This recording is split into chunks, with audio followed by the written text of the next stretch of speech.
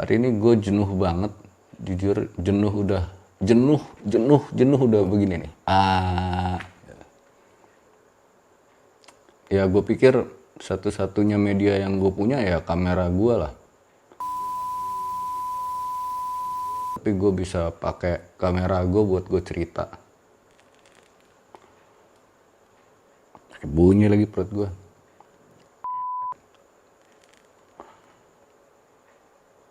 Hari ini gue cuma mau cerita mengenai hidup gue aja lah.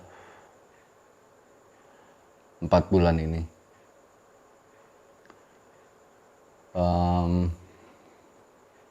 Ya kayak orang-orang yang lain juga lah yang ngerasain di rumah.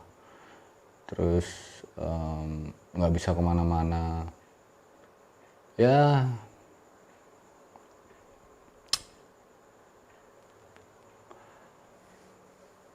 terlalu complicated semuanya 4 bulan ini. Kalau ngomong what if, ya banyak lah what if-nya. Cuma gue nggak mau ngomong what if lah. Pointless ngomong what if. Tapi ya, everything is a learning process lah. Maaf ya kalau obrolan gue agak ngalor ngidul. Karena hari ini gue cuma mau cerita aja. Apa inti cerita gue juga nggak tahu karena terlalu banyak yang gue mau ceritain. Jenuhnya gue, keselnya gue, marahnya gue. Ya sama mungkin sama orang-orang yang lain yang ngerasain kayak gini. Hari ini ya. Gue nggak mau ngomong banyak soal teori konspirasi dan lain-lain karena ya itu perspektif masing-masing lah. Persepsi. Yang pasti yang gue tahu kalau kita ngomong teori konspirasi udah dari zaman kapan ya ada teori konspirasi itu. Dan secret society memang ada, bukan nggak ada. Gitu. Gue punya temen jurnalis juga di Australia, ya cukup ada nama lah dia. Kita pernah ngobrol mengenai secret society waktu liputan Pilpres. Jadi kita ngobrolin Freemason waktu itu. Dan iya memang benar gitu. Bukan isapan jempol. Bahkan orang-orang di barat pun mengakui bahwa organisasi itu ada dan memainkan peran penting ya di dunia. Dan gue ketemu temen baik gue, salah satunya yang orang dari Darwin, dia juga ngomong yang sama. Ya God knows lah kita mau dibawa kemana dunia ini. Tapi yang pasti selama proses ini belum ketemu titik puncaknya,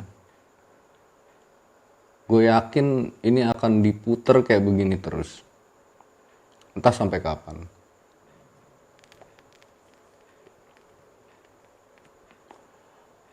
Soal virus. Gila banget dunia ini ngadepin COVID. Gitu loh. Apa sih hebatnya si COVID ini? Dari tingkat kematian yang diakibatkan masih lebih rendah dari Ebola. Dari jumlah orang yang terinfeksi masih lebih rendah daripada TBC dan HIV. Terus apa? Ini ada apa sih sebenarnya?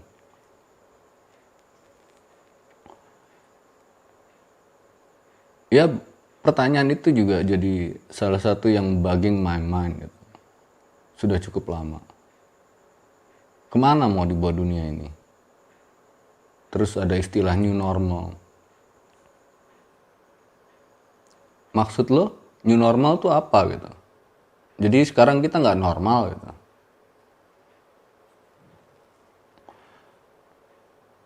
Mestinya bukan new normal, abnormal jadinya. Kenapa? Karena lu ngerubah semuanya gitu. Kenapa lu mesti pakai kata new normal gitu? Maksud lu ngasih pembenaran gitu buat semua kondisi ini bahwa akhirnya kita akan melakukan hal-hal yang kemarin-kemarin kita pikir ini sebuah kegilaan gitu. Tapi ini akan jadi bagian dari kebudayaan baru manusia. Gue resist itu. Gue menolak. Karena menurut gue gini loh. Kalau lu waras ya, lu pikirin lah gitu. Apa lu seneng jalan kemana-mana pakai masker, duduk ketemu orang pakai sekat, terus belum masalah vaksin ya, gitu belum sampai situ lah. Gue udah nggak terlalu pusing lah sekarang ini mau kayak gimana. Gue cuma berharap ini selesai, terus everything back to it is. Belum lagi ngomong challenge yang lain. Gimana mau bridging pekerjaan. Karena biasanya kan kerjaan gue itu relate sama media. Apa yang mau dibikin sama media asing untuk liputan di Bali atau di Indonesia misalnya. Kalau buat traveling aja nggak bisa. Apa yang gue mesti bikin juga. Mau ambil kerjaan wedding. Siapa yang mau bikin wedding dengan reception yang besar? Nggak ada. Keluar rumah aja susah. Gue nggak termakan lah sama propaganda media yang sudah hampir mendekati titik jenuh saat ini. Kenapa? Karena orang sudah imun. Orang udah nggak peduli lagi sama TV. Gue aja udah lama banget nggak nonton TV. Ya gue cuma ngerasa kalau lo ada kesibukan lo nggak akan ngerasa kayak begini gitu. Tapi karena lo nggak ada kesibukan terus daily lo hanya rutin, semua itu degrading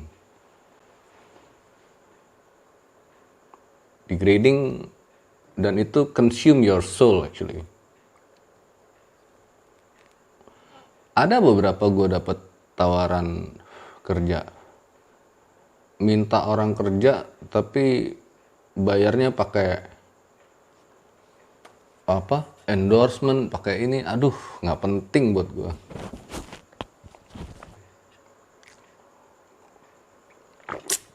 Kebiasaan nih curanmor. Ya buat temen-temen gue yang mungkin nonton cerita gue hari ini,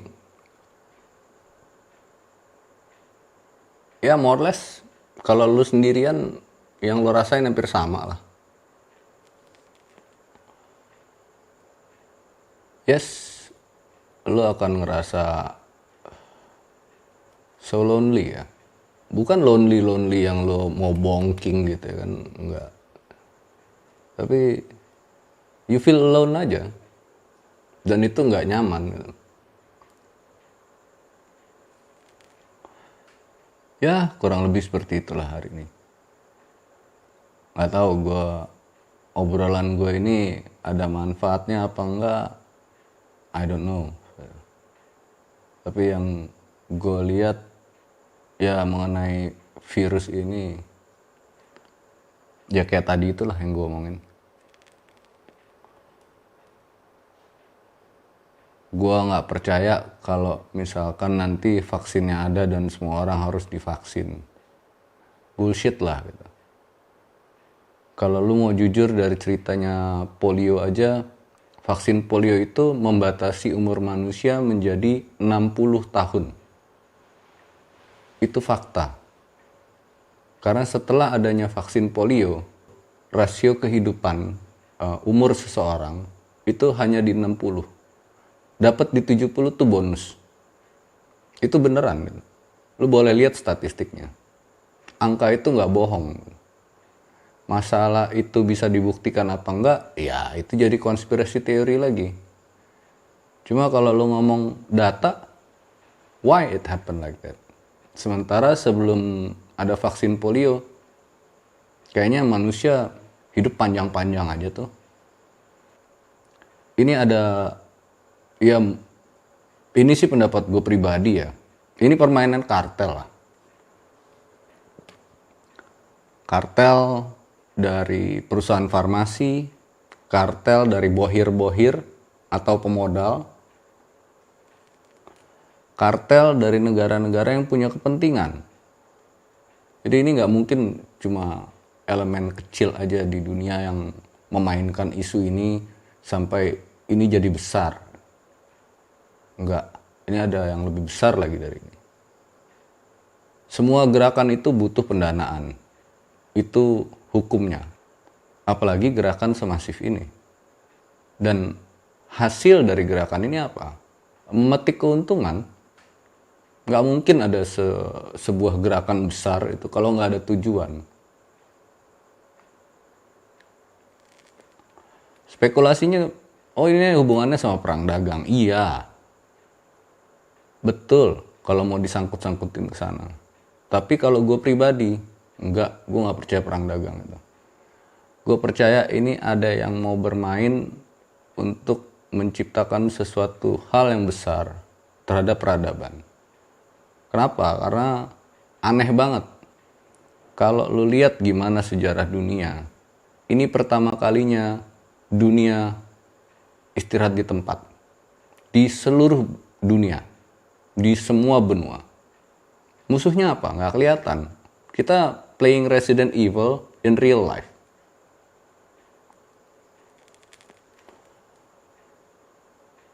Jadi kalau menurut gua sih sudahkan saja ini, kan? Karena kalaupun mau dipaksakan, yang akan terjadi adalah lebih banyak orang yang mulai berpikir, kenapa yang akan terjadi seperti itu? Karena orang nggak ada kerjaan, bos. Orang akhirnya akan lebih banyak baca, orang akhirnya akan lebih banyak melakukan hal-hal yang tidak pernah dilakukan oleh orang tersebut sebelumnya. Dan dengan dia baca, apa yang dia dapat? Pengetahuan. Kenapa pengetahuan itu jadi akan membuka semuanya? Karena manusia punya logika, punya nalar.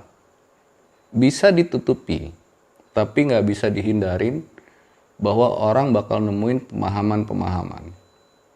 Nah, pemahaman itu yang akan ngebuka pemikiran seseorang untuk melihat ini nggak sesederhana, ini hanya pandemi biasa. Enggak.